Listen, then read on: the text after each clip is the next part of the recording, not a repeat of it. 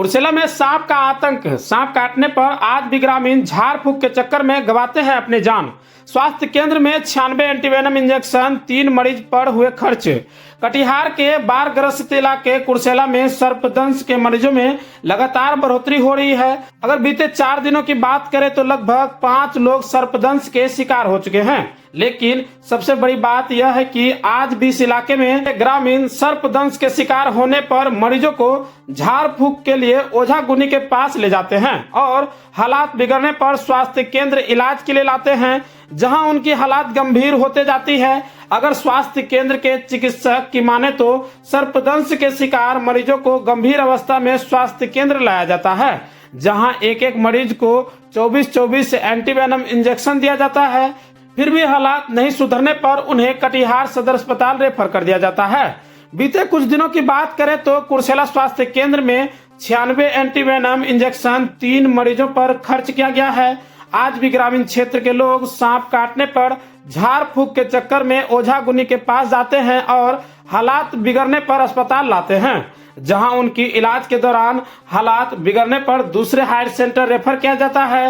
जरूरत है लोगों को जागरूक होने की, ताकि सांप काटने पर झाड़ फूक के चक्कर में ना पड़कर उन्हें डायरेक्ट स्वास्थ्य केंद्र में लाया जाए, जहां उनकी जान बचाई जा सके।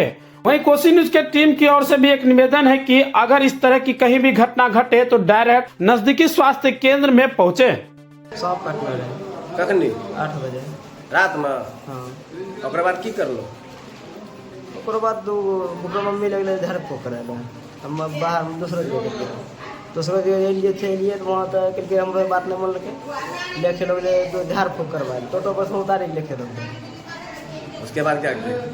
वहाँ झाड़ फूक करा के ले घर में रख के उसके बाद अभी फिर रात में हमके बोले, फिर लेके बोला लोग प्राइवेट चले, वहाँ से आगे बोला सरकारी लेके आए। अभी सवेरे आए हैं, सांप रात में कटा था। हाँ। तबीयत ज्यादा बिगड़ने पर तब अस्पताल लेके आए। अभी क्या ठीक है? अभी ठीक है।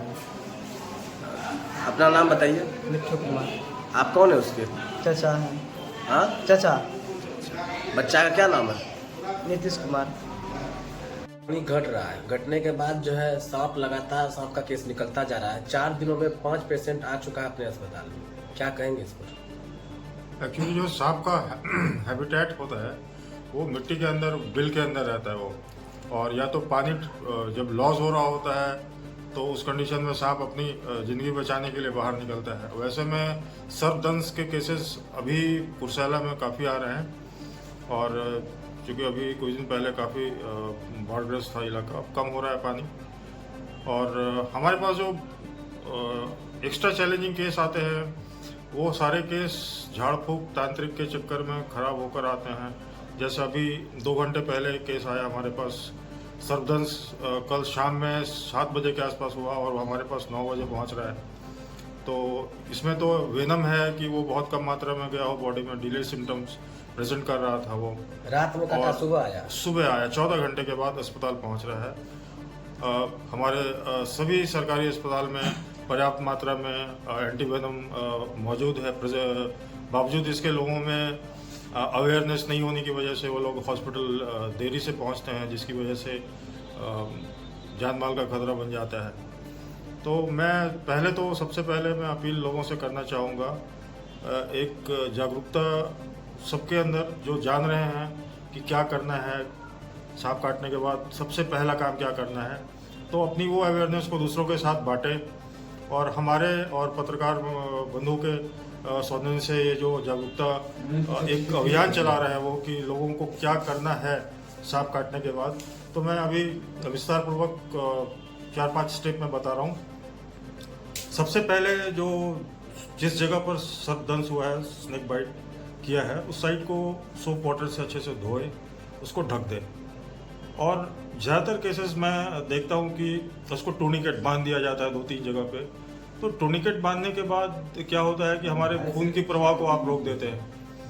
तो उसका भी एक लिमिटेड टाइम है, आप ऐसा नहीं कि 2-4-5 घंटे आप टूर्निकेट लगा के आप छोड़ सकते हैं।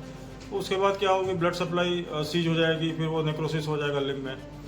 तो टूर्निकेटिंग नहीं करनी है। सबसे पहला काम जो करना है, आपको निकटतम स्वास्थ्य केंद्र जहां आप आसानी से पहुंच सकते हैं और सबसे कम समय में पहुंच सकते हैं, सबसे पहले आपको वहां पहुंचना है। और वहां पे हमेशा 24 घंटे हमारे स्वास्थ्यकर्मी, हमारे चिकित्सक मौजूद रहते हैं और आपके ऊपर जो जान का खतरा बना पड़ा है वो कम से कम आप उससे मुक्त हो जाएंगे। और हमारे इंडिया में स्नेक बाइट के जो केसेस हैं उसमें maximum 90% cases non venomous snake के होते हैं। फिर भी अगर वेनमस है या नॉन वेनमस है, मतलब जहरीला सांप काटा है या जब बिना जहर वाला काटा है, हर कंडीशन में जो सबसे पहला काम करना है वो आपको स्वास्थ्य केंद्र तक आना है। उसके बाद डॉक्टर आपकी जांच करेंगे। अगर उनको लक्षण उनके द्वारा मिलेगा तो फिर वो प्रॉपर इलाज करेंगे। तो लक्षण कैसे प्रेजेंट स्टार्ट होता है, तो सबसे पहले तो आप जो विक्टिम है उसे आप सोने ना दें, उसे बात करते रहें। तो आप देखेंगे जो इमीडिएट सिम्टम्स हमें मिलता है तो सबसे पहले उसकी आंखें बंद होनी स्टार्ट हो जाएगी, स्पीच स्लगिश हो जाएगा, बोलने में धीरे धीरे उसका स्पीच जो है वो डिसोरिएंट हो जाएगा, स्पीच स्लगिश हो जाएगा।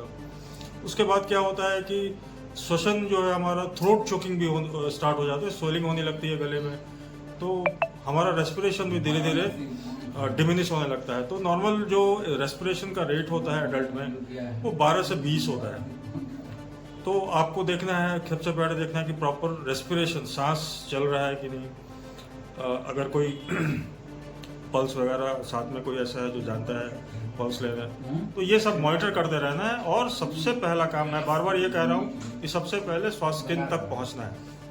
लोग तांत्रिक के चक्कर में पड़ रहे हैं। बिल्कुल। जो मैं यहाँ पर 5 साल, मुझे 5 साल 3 दिन हो गया जिस अस्पताल में, और मैंने जो यहाँ पर देखा है वो जो भी केस खराब होता है या खराब कंडीशन में आता है, वर्सन, वो सब उसके पीछे सिर्फ समय बर्बाद। और समय बर्बाद कहाँ होता है? झाड़ फूक, ओझा गुनी, तांत्रिक, इनके चक्कर में ही जो हमारा मोमेंट, जो गोल्डन मोमेंट जहाँ पेशेंट को मतलब मोटिलिटी से वापस खींच के ला सकते हैं, वो समय वो बर्बाद झाड़ फूक के चक्कर में हो जाता है। सर दवाई पर्याप्त है? बिल्कुल।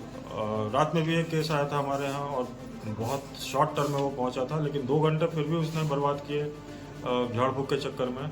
और हमको लगा कि 15-20 मिनट, आधा घंटा और लेट होता तो वो केस शायद नहीं बच पाता। सुबह वाले को तो मुझे लगा कि वेनमस था, बट बहुत डिलेड सिम्टम प्रेजेंट किया। वो भी सुरक्षित बिल्कुल बच गई, दोनों की जान बच गई।